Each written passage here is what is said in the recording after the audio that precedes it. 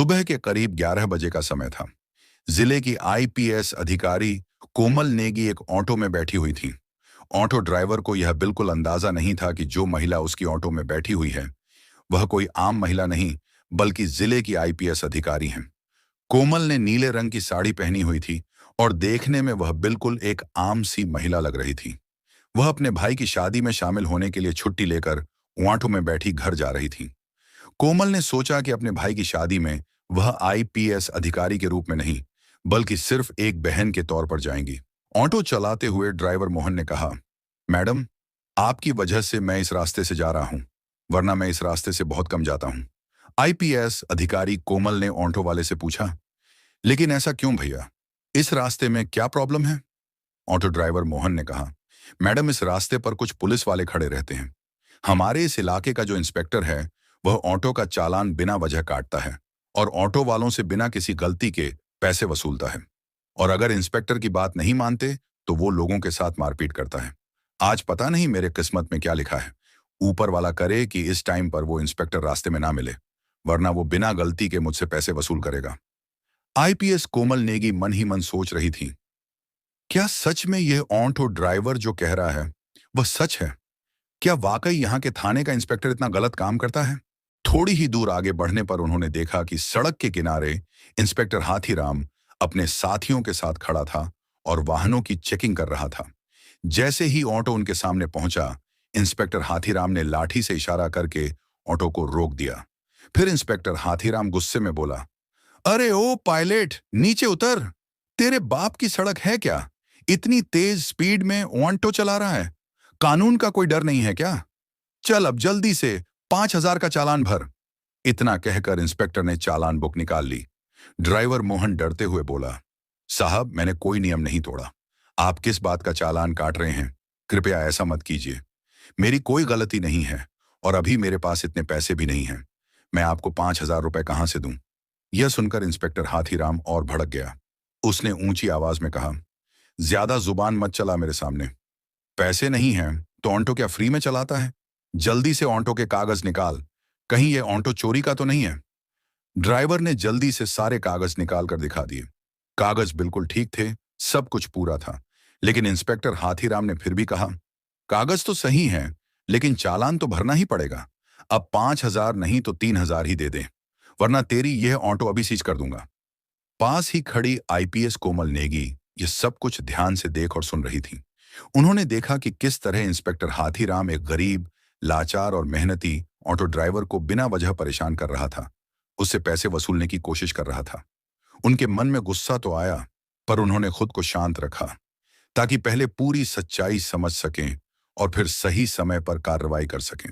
Auto driver ने डरते हुए इंस्पेक्टर हाथीराम से कहा, साहब, इतने पैसे मैं कहां से लाऊं? अभी तक तो सिर्फ 200-300 रुपये की ही कमाई हुई है। मैं कैसे आपको 5,000 दूं? कृपया छोड़ दीजिए साहब, जाने दीजिए। मेरे छोटे छोटे बच्चे हैं। मैं गरीब आदमी हूं, दिन रात मेहनत करके अपने परिवार का पेट पालता हूं। मुझ पर रहम कीजिए साहब। लेकिन इंस्पेक्टर हाथीराम को जरा भी दया नहीं आई। वह गुस्से में भर उठा। उसने ड्राइवर का गिरेबान पकड़कर उसे बुरी तरफ मारने लगा और चिल्लाते हुए बोला, जब पैसे नहीं हैं तो ऑटो क्यों चलाता है? तेरे बाप की सड़क है क्या जो इतनी स्पीड में ऑटो चलाएगा? ऊपर से मुझसे जुबान लड़ाता है। चल, तुझे थाने का मजा चखाते हैं। इतना सुनते ही आईपीएस कोमल नेगी खुद को रोक नहीं पाई। वह तुरंत आगे बढ़ी और इंस्पेक्टर के सामने खड़ी होकर बोली, इंस्पेक्टर, आप बिल्कुल गलत कर रहे हैं।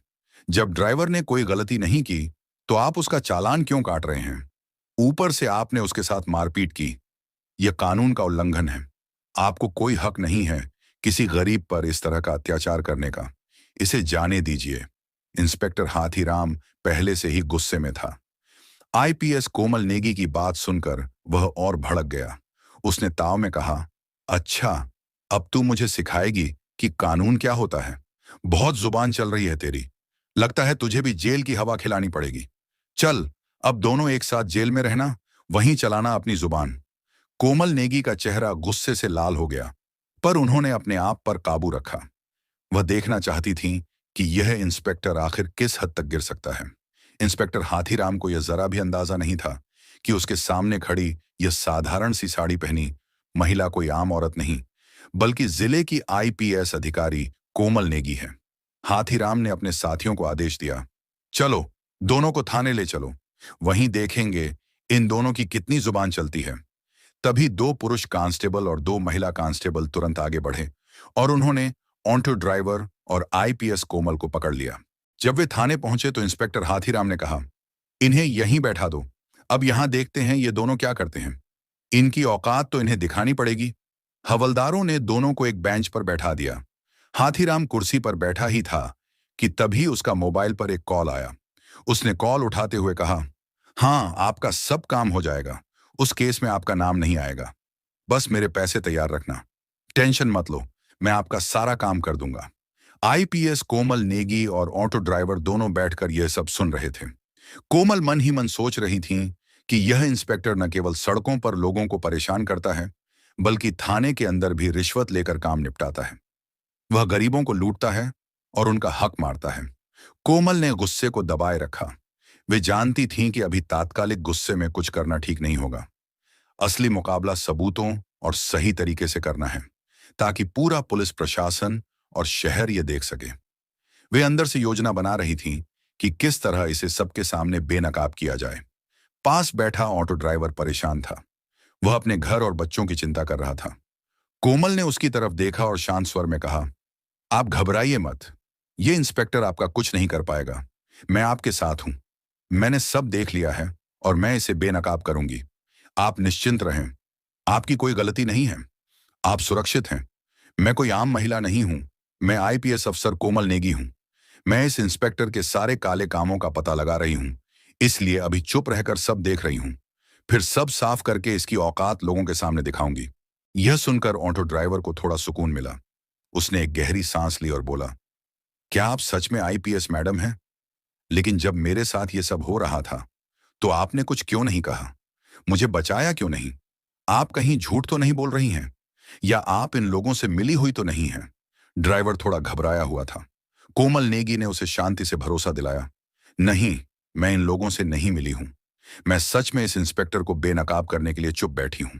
बस मैं देख रही हूं कि यह इंस्पेक्टर और कितने गलत इलीगल काम करता है, इसलिए अभी चुप हूं, वरना चाहूं तो इसे तुरंत सस्पेंड भी करवा सकती हूं। तुम थोड़ा इंतजार करो, फिर देखो आगे मैं इसका क्या हाल करती हूं। कुछ देर बाद इंस्पेक्टर हाथीराम अपने कैबिन में चला गया। फिर उसने एक हवलदार को बुलाया और कहा, उस ऑटो ड्राइवर को बुलाकर लाओ।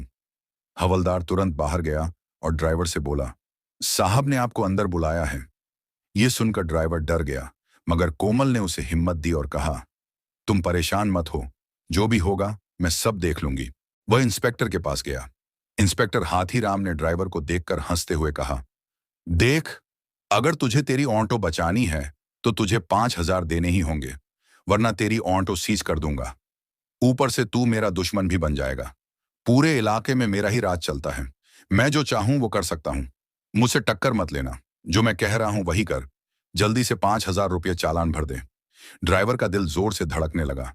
वह रोते हुए बोला, सर, ऐसा मत कीजिए, मेरा हाल देखिए, अभी मेरे पास इतने पैसे नहीं हैं। मैं आपको कैसे 5,000 रुपये दूं? प्लीज मुझे छोड़ दीजिए। मेरे घर में छोटे छोटे बच्चे हैं, मैं उन्हें क्या खिलाऊंगा? इंस्पेक्टर गुस्से में बोला, देख, मैं तेरी कोई भी बात नहीं सुनूंगा। पैसे दे, वरना तू बर्बाद होगा। तेरे परिवार को भी नुकसान होगा। अब पैसे तो तुझे देने पड़ेंगे। डर की वजह से ड्राइवर ने झट से जेब से 2,000 रुपये निकालकर इंस्पेक्टर को दे दिए और कहा, मेरे पास बस इतना ही है, प्लीज ये रख लीजिए और मुझे जाने दीजिए। इंस्पेक्टर पैसे लेते हुए बोला, ठीक है, जा, बाहर जाकर बैठ जा, और अब उस औरत को भेज जो तेरे साथ आई थी। ऑटो ड्राइवर बाहर आया और बोला, मैडम, अब साहब आपको बुला रहे हैं। कोमल नेगी बिना झिझक उठी और अंदर चली गई। इंस्पेक्टर हाथीराम ने पूछा, नाम क्या है तुम्हारा? कोमल ने आत्मविश्वास भरी आवाज में कहा, मेरे नाम से आपको क्या मतलब है? आप अपनी बताइए, आपने किस लिए बुलाया है? इंस्पेक्टर हैरान रह गया। उसे विश्वास नहीं हो रहा था कि एक आम औरत इतनी हिम्मत और आत्मविश्वास के साथ उससे इस तरह बात कर रही है। वह बोला, देखो, ज्यादा अकड़ मत दिखाओ, हमारे पास हर अकड़ की दवा है। अभी 2 डंडे पड़ेंगे तो सब अकड़ निकल जाएगी। अगर घर जाना है तो जल्दी से 2,000 निकालो, वरना जेल की हवा खानी पड़ेगी। कोमल ने बेखौफ होकर जवाब दिया, मैं आपको 1 रुपया भी नहीं दूंगी। मैंने कोई गलती नहीं की है। आप मुझसे किस बात के पैसे मांग रहे हैं? बिना वजह आपको पैसे देने का क्या मतलब? आप कानून का पालन कर रहे हैं या खुद कानून तोड़ रहे हैं? आपने जो ये वर्दी पहनी है, उसका मतलब क्या सिर्फ गरीबों को डराना है? उनसे पैसे ऐंठना है? क्या यही आपकी ड्यूटी है? ये सुनकर इंस्पेक्टर हाथीराम भड़क गया। उसने गुस्से में हवलदार को बुलाया और चिल्लाते हुए कहा, अभी इस औरत को जेल में बंद करो। हवलदार ने आदेश मानते हुए आईपीएस मैडम कोमल नेगी को लॉकअप में डाल दिया। किसी को भी इस बात का अंदाजा नहीं था कि आज जो कुछ हो रहा है उसके नतीजे कितने गंभीर होने वाले हैं। कोमल बिना कुछ बोले शांत खड़ी रहीं। उनकी आंखों में गुस्सा नहीं, बल्कि दृढ़ निश्चय झलक रहा था। कुछ देर बाद थाने के बाहर एक पुलिस की गाड़ी आकर रुकी। गाड़ी से इंस्पेक्टर विपनेश कुमार बाहर निकले। उनके चेहरे पर गुस्सा साफ झलक रहा था। वे सीधे थाने के अंदर गए और एक हवलदार से बोले, सुना है यहां किसी औरत को लॉकअप में बंद किया गया है? हवलदार थोड़ा अटक कर बोला, हाँ सर, लेकिन क्या हुआ है? तभी अंदर से इंस्पेक्टर हाथीराम बाहर आया और बोला, कौन है रे? क्या बात है? विपनेश कुमार ने उसे देखते हुए कहा, सुना है तुमने किसी औरत को लॉकअप में डाल दिया है। मुझे वो देखनी है। हाथीराम बोला, हाँ डाला है, चलिए दिखाता हूं। इतना कहकर इंस्पेक्टर हाथीराम इंस्पेक्टर विपनेश कुमार को लेकर लॉकअप के पास गया।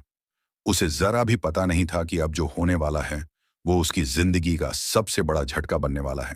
लॉकअप में बंद महिला को देखकर इंस्पेक्टर विपनेश कुमार चिल्ला उठा, ये तुमने क्या किया? तुम्हें पता है ये कौन है? ये हमारी जिले की आईपीएस मैडम हैं। तुमने इनको क्यों लॉकअप में डाल दिया? हाथीराम के पैरों तले जमीन खिसक गई। वह डरते हुए बोला, ये ये आईपीएस मैडम हैं। मुझे बिल्कुल अंदाजा नहीं था। विपनेश ने तुरंत हवलदार को इशारा किया। हवलदार ने लॉकअप खोला और कोमल नेगी बाहर आई। कोमल नेगी ने शांत और ठंडी आवाज में पूरी बात विपनेश को बताई कि कैसे हाथीराम ने ऑटो ड्राइवर को रोककर पैसे मांगे, कैसे उसने ड्राइवर के साथ मारपीट की, कैसे उसने उन्हें और ड्राइवर को थाने ले जाकर परेशान किया और बाद में लॉकअप में बंद कर दिया। कोमल ने बताया कि वे सब कुछ देख रही थीं ताकि इस इंस्पेक्टर की करतूतों को साबित किया जा सके। विपनेश समझ गया कि मामला बहुत गंभीर है। वह तत्काल बाहर निकले, आगे की कार्रवाई शुरू की।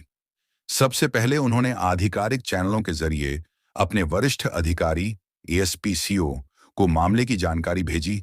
फोन पर सूचना के साथ लिखित रिपोर्ट भी भेजी गई ताकि हर कदम का रिकॉर्ड रहे। एएसपी ने रिपोर्ट देखकर स्थिति गंभीर पाई और उन्होंने जिले के प्रशासन को नियमों के अनुसार आधिकारिक सूचना भेजी। जिलाधिकारी डीएम को आधिकारिक माध्यम से मामले की जानकारी दी गई और कहा गया कि यह मामला तत्काल उच्च स्तरीय जांच मांगता है। डीएम और एसपी दोनों ही मामले की गंभीरता देखते हुए थाने पर पहुंचे। डीएम थाने पर आए और वहां का पूरा मामला देखा।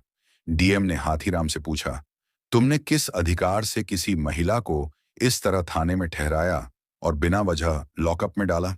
डीएम ने स्पष्ट कहा कि यह कार्य कानून का उल्लंघन है। गरीब नागरिकों से रिश्वत मांगना और जानबूझकर पिटाई करना आपराधिक कृत्य है।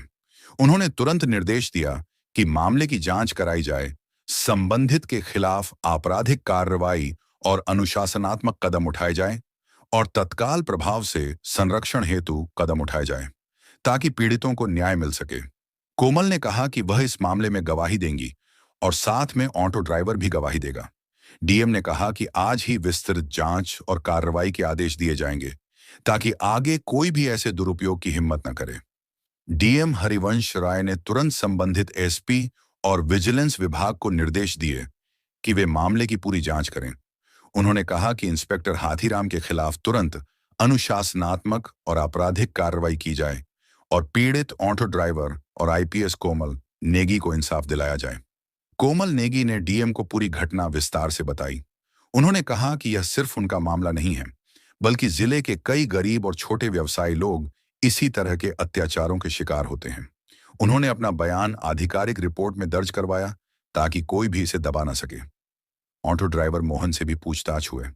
मोहन ने डीएम और जांच अधिकारियों के सामने बताया कि किस तरह से हाथीराम ने बिना किसी कारण के चालान भरने और पैसे मांगने की धमकी दी। उसने बताया कि अगर उसने पैसे नहीं दिए होते तो उसका ऑटो सीज हो जाता और परिवार भूखा मर जाता। मोहन का बयान भी आधिकारिक फाइल में दर्ज किया गया। जांच शुरू हुई। विजिलेंस टीम ने थाने के रिकॉर्ड और सीसीटीवी फुटेज का अध्ययन किया। उन्होंने देखा कि हाथीराम कई बार ऑटो चालकों और गरीब लोगों को डराकर पैसे वसूलता रहा है। अधिकारियों ने तुरंत आदेश दिया कि हाथीराम को निलंबित कर हिरासत में रखा जाए ताकि जांच निष्पक्ष रूप से हो सके। कुछ ही दिनों में आधिकारिक जांच रिपोर्ट तैयार हुई।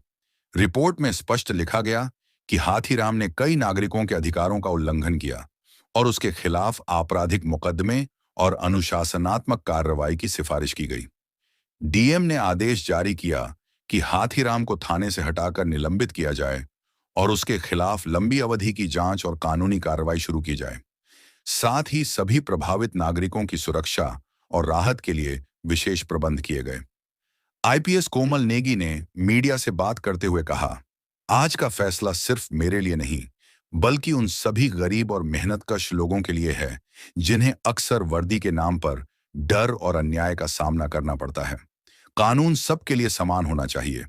कोई भी अधिकारी, चाहे वह किसी भी पद पर हो, कानून तोड़ने का हक नहीं रखता।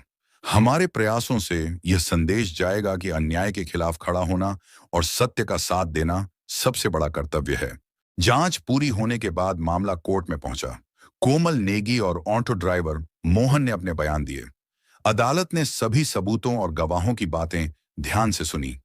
यह स्पष्ट हो गया कि इंस्पेक्टर हाथीराम ने न केवल गरीब नागरिकों के अधिकारों का उल्लंघन किया, बल्कि अपनी वर्दी का दुरुपयोग करते हुए निर्दोष लोगों से पैसे वसूले। कोर्ट ने ठोस फैसले के साथ आदेश दिया कि हाथीराम को तत्काल प्रभाव से निलंबित किया जाए और उसके खिलाफ आपराधिक मामला दर्ज किया जाए। अदालत ने साफ शब्दों में कहा कि जो अधिकारी जनता को डराते, धमकाते और लूटते हैं, उनके खिलाफ सख्त से सख्त कार्रवाई की जाएगी।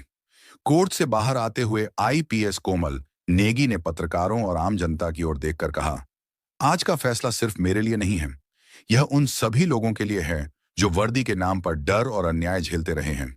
कानून सबके लिए समान होना चाहिए। जब तक कानून का सही इस्तेमाल नहीं होगा, समाज सुरक्षित नहीं रह सकता। न्याय मिलने से ही जनता में विश्वास और सुरक्षा का भरोसा बनता है। इस फैसले ने जिले के सभी अधिकारियों के लिए एक स्पष्ट संदेश भेजा। वर्दी का मतलब सेवा और सुरक्षा है, डर और लूट नहीं। जनता राहत की सांस लेने लगी और पूरे जिले में यह खबर फैल गई कि भ्रष्टाचार बर्दाश्त नहीं किया जाएगा। दोस्तों, इस कहानी का उद्देश्य किसी की भावनाओं को ठेस पहुंचाना नहीं है, न ही किसी जाति, धर्म या पेशे को नीचा दिखाना है। इसका असली मकसद सिर्फ और सिर्फ आपको जागरूक करना और सचेत करना है, ताकि आप हमेशा सतर्क और सुरक्षित रह सकें। अगर आपको यह कहानी पसंद आई हो तो इसे लाइक जरूर करें और ज्यादा से ज्यादा लोगों तक शेयर करें। और अगर आपने अभी तक हमारे चैनल ब्लैक क्राइम फाइल्स को सब्सक्राइब नहीं किया है तो सब्सक्राइब कर लें। हम जल्दी ही आपके लिए लेकर आएंगे एक नई और रोमांचक कहानी।